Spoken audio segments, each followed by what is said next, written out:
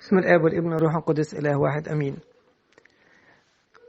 يمكن من الحاجات اللي منحبش نتكلم عنها أو نحكي بيها إن نحكي مع بعض عن المرض أو عن الموت.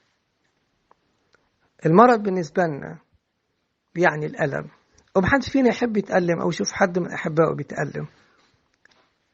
والموت برضه بيخوف، لأنه بالرغم من إيماننا بأن أحبائنا القديسين اللي بيتنقلوا من العالم بيروحوا السماء وبيكون ليهم مكان في الأبدية، ولكن مع هذا كده في الموت في جزء غامض، في جزء خفي بيخلينا خايفين، أو يمكن بنخاف أكتر على أحبائنا اللي بيفرقونا، بنخاف على فراقهم.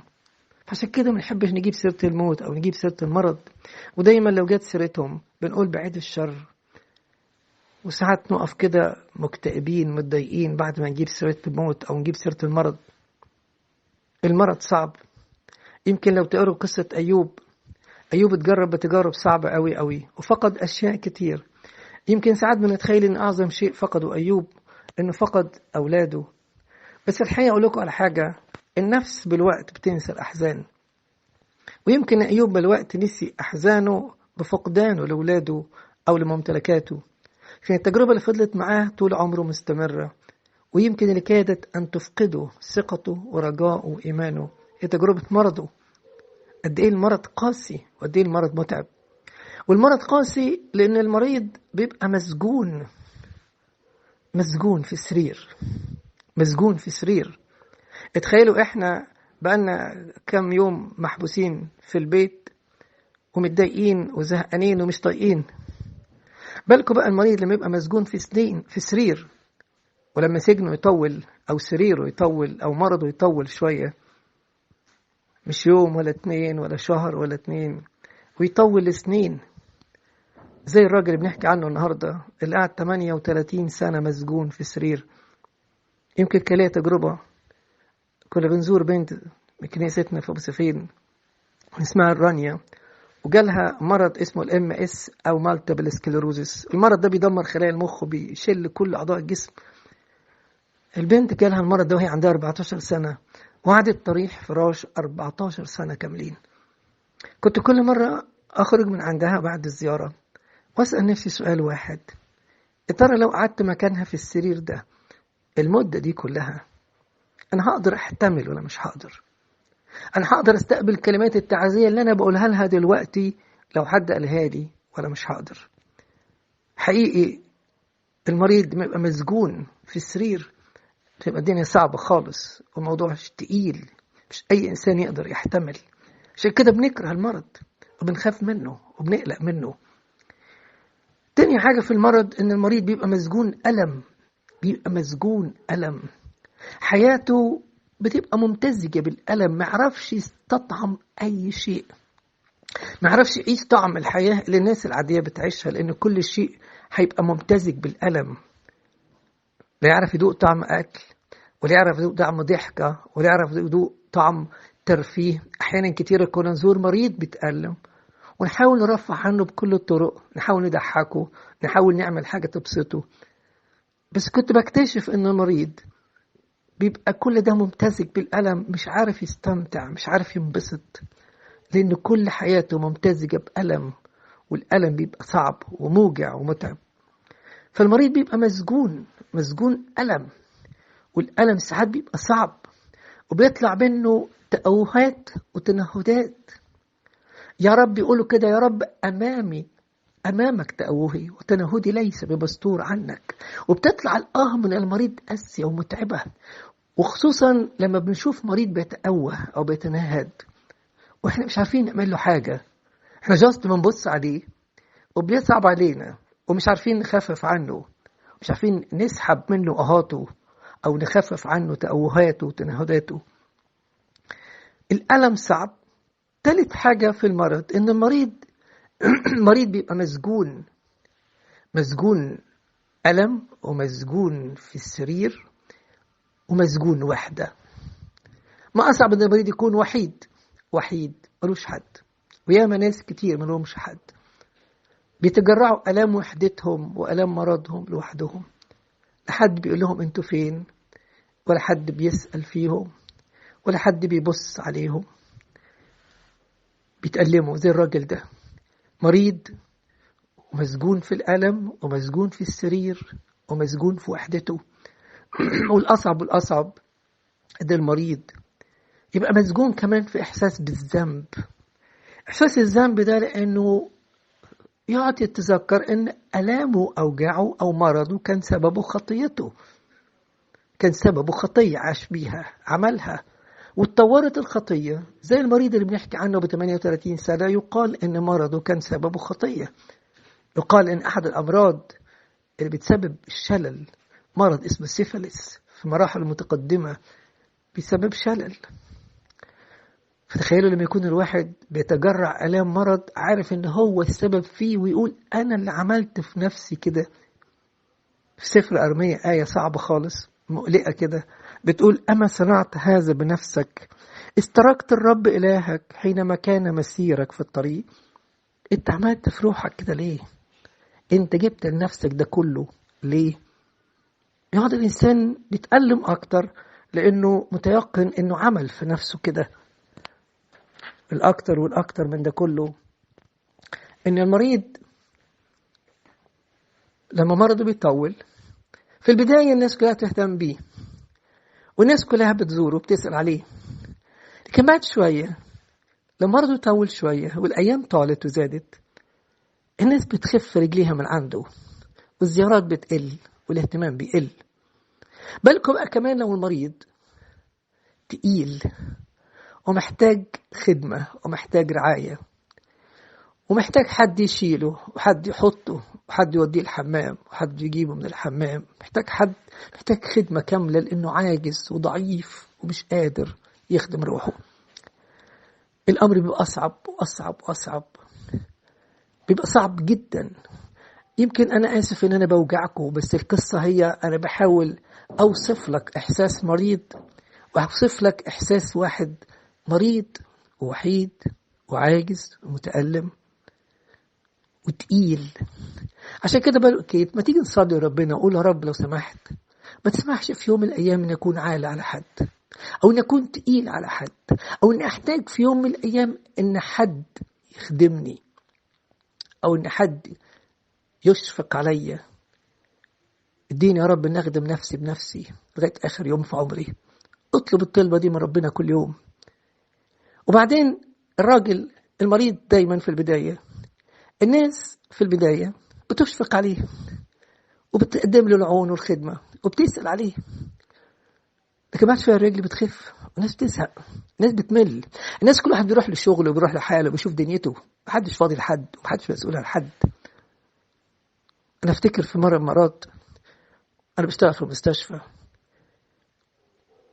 مكان اللي بشتغل فيه قدام العناية المركزة، قدام باب العناية المركزة. وبعدين جالنا الشاب كان راكب عربيته وكان رايح يدير أنبابولة، وبعدين العربية اتقلبت بيه فجابوه عندنا المستشفى. وبعدين وهو في المستشفى عندنا في البداية كنت بشوف أعداد غفيرة جدا، أكيد الكنيسة كلها كانت بتيجي تسأل عليه وتزوره، شباب وبنات وناس كبار وقرايب. بس شوي شوي كنت بلاحظ كل يوم أن الرجل ابتدت تخف تقل تقل تقل. تقريبا بعد أسبوعين، الولد قعد لنا حوالي سنة في المستشفى، تقريبا بعد أسبوعين بالأسف ما كانش حد بيقف قدام باب العناية المركزة ليل ونهار غير أمه. الناس كلها انفضت ومشيت، كل واحد راح لحاله، كل واحد راح يشوف مصالحه ويشوف دنيته. عشان كده يمكن النهاردة بقول لكم على حاجة مهمة قوي، على قصة المريض والوحيد. عايز أقول لك على حاجة حطها قدام عينيك. إن كنت عاوز تشوف المسيح أو تقابله أو بتحلم حتى أنه يجي لك في حلم أو رؤية، أنا أقول لك على طريقة تشوف بيها المسيح. روح زور مريض أو طريح فراش، أنا متأكد أنك هتقابل المسيح هناك عند سريره، وأنت بتسلم على المريض أو بتبوسه هتلاقي إيد المسيح في إيديك وبتسلم عليك. هم دول الذين ليس لهم أحد أن يخدمهم. يا ناس ملاش حد يهتم بيها أو يسأل عليها أو يكلمها أو يطبطب عليها. يا ناس مش لاقي حد يجيب لها حتى كوباية المية. أنا كنت مرة بشتغل في مستشفى معهد ناصر، وبعدين كان عندي نبطشية في المستشفى، فطلعت يوم جمعة الصبح كده في النبطشية، وأنا ماشي بين طرقات المرضى، الطرقات اللي فيها أوض المرضى، وبعدين لمحت بطرف عيني واحد راجل زي ما يكون بخيوط خافت بينادي. فدخلت، اكتشفت إن الراجل راقد في السرير مش قادر يتحرك، وجنبه في ترابيزة أكل كده بتخش جوه السرير المريض، بس الظاهر اللي حط له الأكل ساب الترابيزة بعيد عنه بتاع نص متر كده. الراجل مش قادر يمد إيده ياخد الأكل من على الترابيزة، جعان وعايز ياكل ومش قادر يمد إيده. قربت الترابيزة منه في السرير وخرجت قلت يا رب، ده في ناس حتى مش قادرة تمد إيدها تاخد الأكل، بيبص عليه من بعيد ومش لاقيين حد يسندهم أو حد يديهم حتى ياكلوه. عشان كده بقول لكم حاجة غريبة حطوها قدام عينيكم، دوروا على الناس دول، شوفوا هم فين وروحوا لهم، خدموهم. الخدمة مش جوه الكنيسة، الخدمة مش في الاجتماعات، الخدمة اللي جوه الكنيسة كلها منظرة وكلها مجد باطل. الخدمة هي الناس دول اللي ملهمش حد. لما تزور واحد ملوش حد هتلاقي المسيح هناك جنبه، لأنه بيحب الناس دول، بيروح لهم ويونس وحدتهم ويطبطب عليهم. أقول لك على حاجة، ليه ما تكونش انت ايدين المسيح اللي تطبطب على الناس دول، او ايدين المسيح اللي تشيل العاجز والمريض؟ ربنا بيقول لك اول ما توصل للمريض او الوحيد، انا هديك ايديا عشان تخدم وتشيل بيهم. مش هتبقى ايديك ولا قوتك، هتبقى ايدي انا وقوتي انا. روح للناس دول حتى لو ما عملت لهمش حاجه. وبصراحه احنا هنعمل ايه للمريض يعني؟ كفايه وجودك جنبهم، كفايه وجودك بس. احد الاباء الكهنه بيقول لقيت اتصال تليفوني من مريض في مستشفى، وكان بيئن وبيبكي، فقال له محتاجك يا ابونا. فابونا خد عربيته وجري على المستشفى، فراح هناك ولقى المريض في حالة انهيار وعمال يبكي ويشكي ويتذمر. فبيقول ما عملتش حاجة، ما قدرتش أقول حاجة، ما فيش كلام يتقال. قال خدت إيده في إيدي وفضلت حاطط إيده في إيدي. ولما روح البيت مراته بتقول له عملت إيه للعيان؟ قلت له إيه؟ قال لها ما قلتش حاجة وما عملتش حاجة، أنا حطيت إيدي في إيده لغاية لما نام. يمكن العيان مش محتاج حاجة أكتر من إيدك في إيده، يمكن مش محتاج أكتر من وجودك جنبه، إنك كل اللي محتاج ليه إنك تكون جنبه، إنك تسنده، وإنك إحساسه بإنك جنبه بس يطمن قلبه. كمان عايز أقول لك على حاجة تاني حطها قدام عينيك. لما قال له ليس لي إنسان، وأنت لسه حاطط رجائك في إنسان؟ لسه بتفكر في الناس؟ ليه حاطط أمل إن فلان يهتم بيك وفلان يجي يسأل عليك وفلان يعمل لك؟ أقول لك على حاجة هتصدم صدمة عمرك. حاطط رجائك في مين؟ حاطط رجائك في ولادك؟ طب لو سافروا سابوك؟ طب لو كانوا قاعدين هنا لكن مش بيسألوا فيك؟ حاطط رجائك فين؟ في الكنيسة وفي الناس وفي الأصحاب وفي القرايب؟ طب افرض في ضيقتك وشدتك ما لقيتش حد جنبك، هتعمل ايه؟ بيحكي أبونا بولس جورج قصة أثرت فيها جدا. بيقول إن هو قبل ما يبقى كاهن كان بيخدم في أسرة محبة في كنيسة ماري مرقس مصر الجديدة، وكان بيخدموا دار مسنين. وهناك في دار المسنين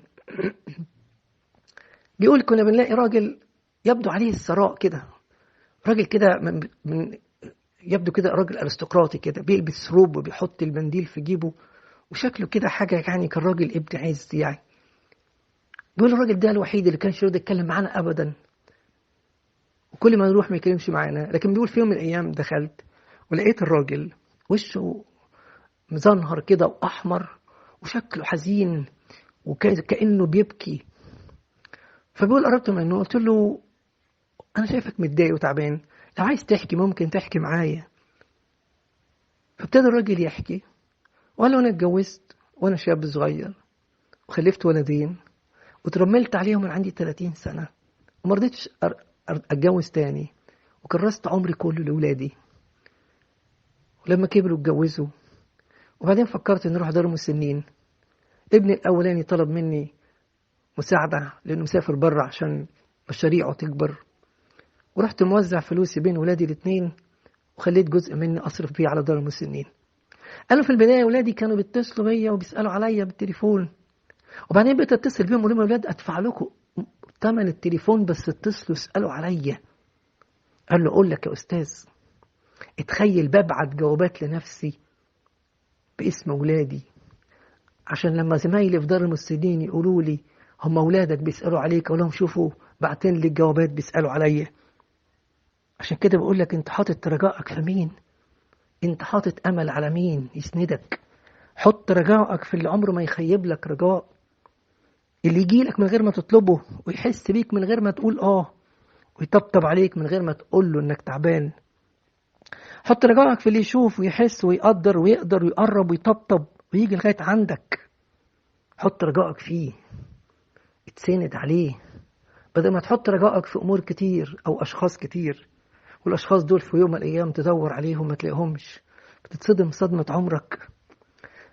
هو يحس بيك بيقول له أمامك يا رب كل تأوهي وتنهدي ليس بمستور عنك. أنت اللي بتحس بالتأوه وتحس بالتنهدات اللي طالعة من القلب، أنت اللي بتحس بالوجع وبالألم الناس ما تعرفش تحسه، أنت اللي بتحس بالوجع وبالألم، أنت اللي بتحس بالصراخ المكبوت اللي داخلنا واللي مش عارفين نقوله، أنت اللي بتشوف الدموع اللي نازلة على العينين واللي محدش عارف يعمل لها حاجة. أنت تعرف تيجي تطبطب وتمسح الدموع وتشفي وترفع الألم وتخفف الوجع أنت بس. أفتكر قصة بتحكي عن أب كاهن كان نازل قبل العيد هو الشماس والذين وزعوا بركة على كل الغلابة اللي في البلد.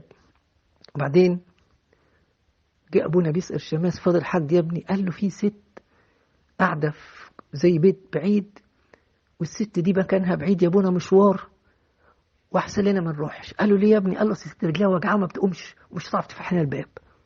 قال له بس نروح لها يا ابني. نروح.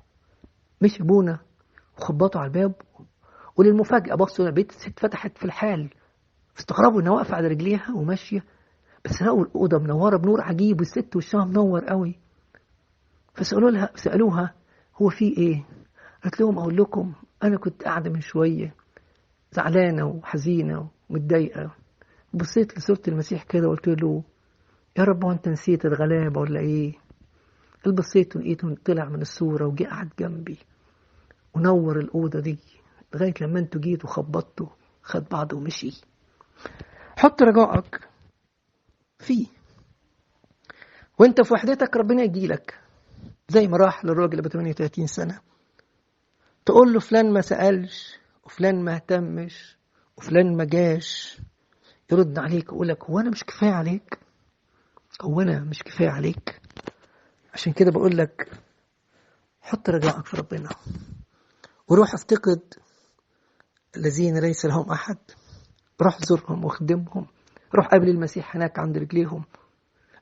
أبونا ميخائيل إبراهيم اللي محتفل بذكرى نياحته من يومين كان بيقول لأولاده كلهم، وكان هو لما يخش بيت عيان يقلع الجزمة، فقولوا له ليه؟ يقول لهم عشان المسيح جنب سريره، المسيح جنب سريره، شماله تحت راسي يمينه تعانقني. هو كده ربنا يسوع المسيح مع كل مريض يحط شماله تحت راسه ويمينه يعانق مريض، يعني ياخده في حضنه كده ويطبطب عليه. كل مريض هتروح تزور هتلاقي المسيح هناك عند السرير، اقف عند راس السرير دي واقف هناك، شماله تحت راس المريض ويمينه تعانقه واخده في حضنه وبيطبطب عليه. تقابل المسيح هناك وتتمتع وتفرح، وبدل ما انت عماله تحلم تشوفه في حلم ولا في رؤيه، لا هتشوفه بالحقيقه هناك وتخرج مليان وفرحان وشبعان انك قابلته. هو بيحب يروح يزور الناس دول زي ما راح للراجل ابو 38 سنه. ارجوك انزل شوف دول وافتقدهم وقابل المسيح فيهم وخليهم يشوفوا المسيح فيك، ونور المسيح اللي فيك يطمنهم، وصورة المسيح اللي فيك تعزيهم، ولإلهنا المجد الدائم الأبد.